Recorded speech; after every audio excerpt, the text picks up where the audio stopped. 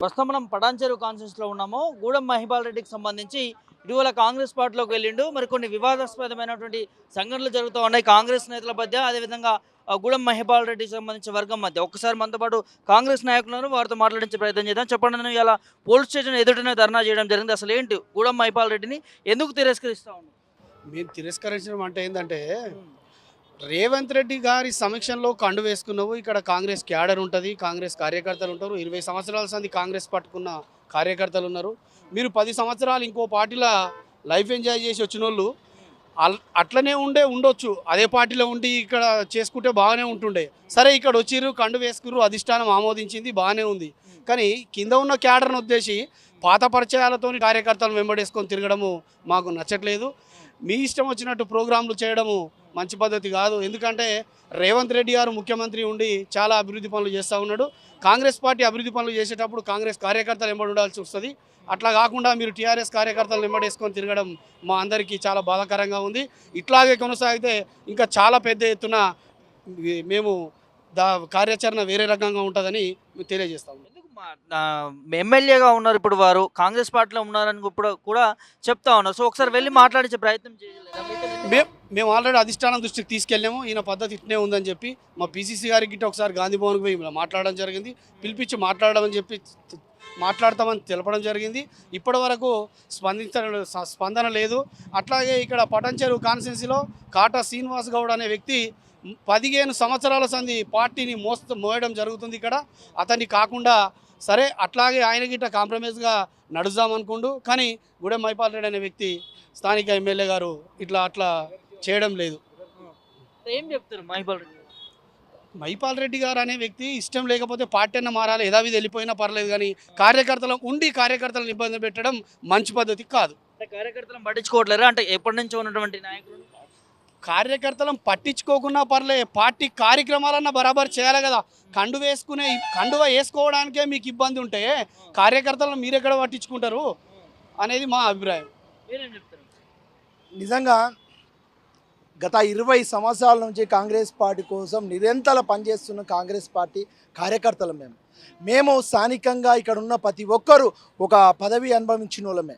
మరి నిజమైన కార్యకర్తలను వదిలిపెట్టి నువ్వు నీ ఎంటున్న బీఆర్ఎస్ నాయకులను పట్టుకొని తిరుగుతూ ఉన్నావు. నిజమైన కార్యకర్తలను, నాయకులను, టౌన్ ప్రెసిడెంట్లను నీ ఇష్టం వచ్చినట్టు నోటికి వచ్చినట్టు మాట్లాడుతున్నావు. మరి మేము పడనిక, నువ్వు తిట్టనిక మా కాంగ్రెస్ పార్టీకి వచ్చింది, మేము పడనిక మేము ఉన్నది.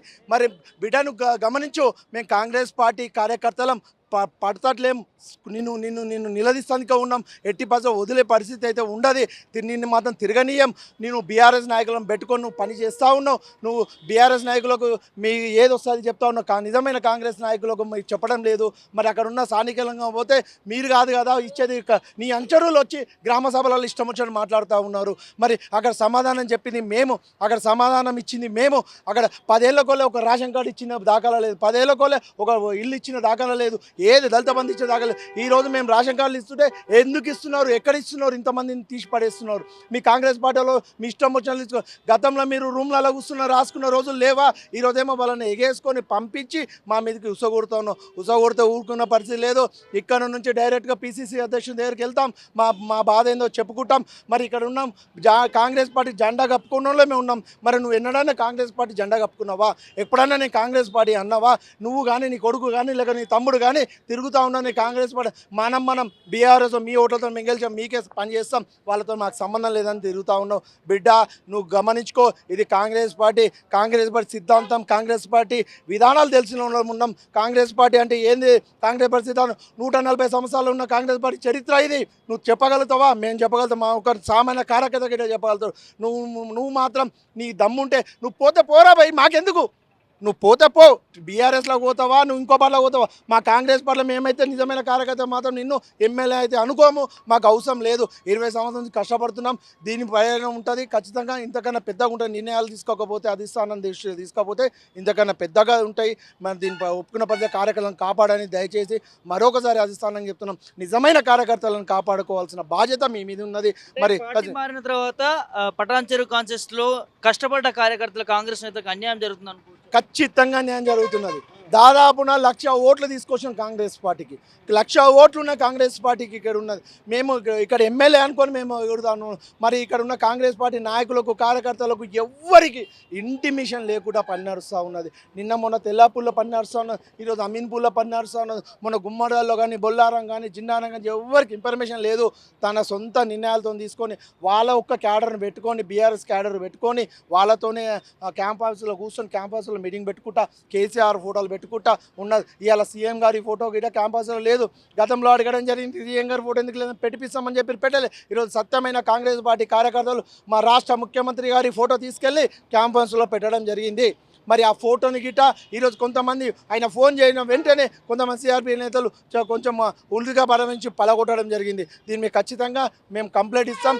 ఖచ్చితంగా సీఎం గారి ఫోటో క్యాంపస్లో మరి బ్రహ్మాండంగా పెట్టడం జరుగుతుంది. మళ్ళొకసారి ఇంకో అంశం, నిన్న గాంధీ భవన్లో కూడా కుట్లాటలు జరుగుతూ ఉన్నాయి. అంటే ఇక్కడ బీఆర్ఎస్ పార్టీ నుంచి వచ్చిన కాంగ్రెస్ వాళ్ళకి, కాంగ్రెస్లో ఉన్నటువంటి కాంగ్రెస్ నేతలకి ఎందుకు వర్గపోరు నడుస్తూ ఉంది? నిజమైన కాంగ్రెస్ కార్యకర్తలకు వర్గపోరు లేదండి.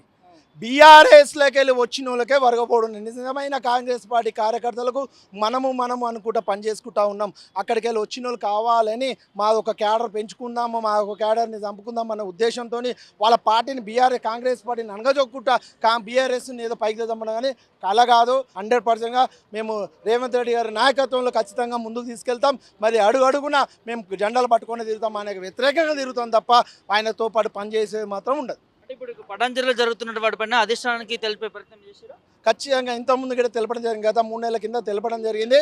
మరి మాట్లాడతామని చెప్పడం జరిగింది. మరి పీసీసీ గారు అందుబాటులో లేరు, లేకపోతే నిన్న వెళ్ళేవాళ్ళం పీసీసీ గారు బయటికి వెళ్ళడం జరిగింది. మరి ఆయన వచ్చిన వెంటనే ఖచ్చితంగా అందరం మళ్ళీ కాన్ఫరెన్స్ లెవెల్లో అందరం పెద్ద మనుషులం అందరం వెళ్ళి మరి పీసీసీ గారి దృష్టికి తీసుకెళ్తాం.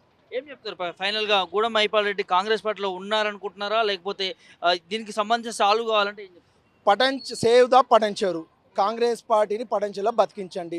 మాకు మైపాల్ రెడ్డికి మాకు ఎలాంటి అది లేదు. ఇంతవరకు కండి వేసుకుని కార్యకర్తల మీటింగ్ పెట్టే దమ్ము లేదు. మేము పటంచెల్లో కాంగ్రెస్ పార్టీ కార్యకర్తలను బతకాలంటే అధిష్టానం గట్టి నిర్ణయం తీసుకొని మా అందరికి భరోసా ఇస్తేనే మేము కాంగ్రెస్ పార్టీ కోసం పనిచేయడం జరుగుతుంది.